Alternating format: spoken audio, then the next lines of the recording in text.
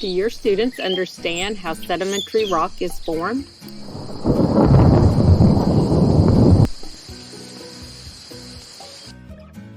Welcome to Split Second Science.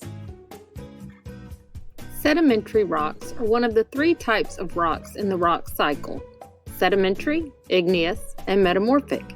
Students can easily remember the rock cycle with the acronym SEM. Weathering and erosion cause rocks, shells, bones, and plants to break down into sediment, which is transported by rain, rivers, and streams into low-lying areas, lakes, and oceans. This process is called deposition. The sediment piles up and is compressed and heated in the earth, a process known as compaction and cementation. After eons of time, the immense pressure and high temperatures transform the sediment into sedimentary rock. One of the defining characteristics of sedimentary rock is that it is formed in layers. In our investigation today, we'll demonstrate that sedimentary rocks are composed of different layers of rocks, pebbles, sand, or soil. To reinforce student learning, we'll implement HISD's elementary science best practices, 3D to 2D transfer, and concept wall. 3D to 2D transfer enables students to take what they've learned in a concrete, hands-on lesson and transfer that knowledge onto paper or into a journal. Concept wall provides an opportunity for students to interact with information in a variety of ways to connect concepts, academic vocabulary, and meaning. During this investigation, the teachers will facilitate learning experiences to build conceptual understanding, provide multiple opportunities for conceptual understanding to be transferred from concrete to abstract, assess students' understanding at multiple points throughout the lesson, and ensure mastery of core academic content. Students will transfer conceptual understanding from hands-on to paper and pencil assignments, reflect on their own understanding throughout the lesson, and participate fully in learning experiences and seek understanding of lesson concepts. As students learn the difference between weathering, erosion, and deposition, and how compaction and cementation are related to sedimentary rock, we will ask these guiding questions. How do sedimentary rocks form? What are the characteristics of sedimentary rocks? Now let's watch the investigation. This is a 5th grade science activity for TEKS 5.7a, in which we will focus on the formation of sedimentary rocks.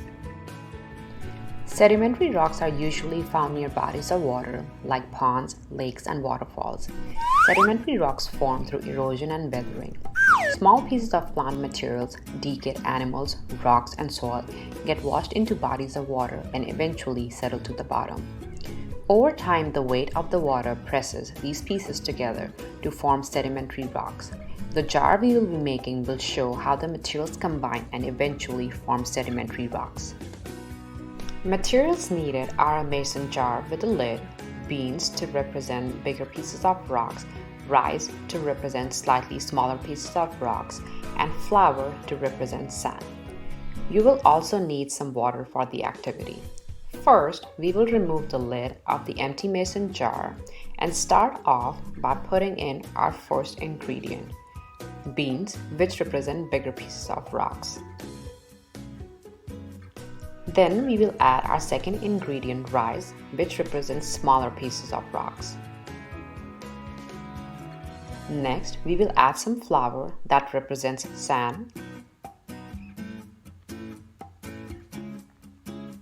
Finally, we will add in the water until the jar is almost full.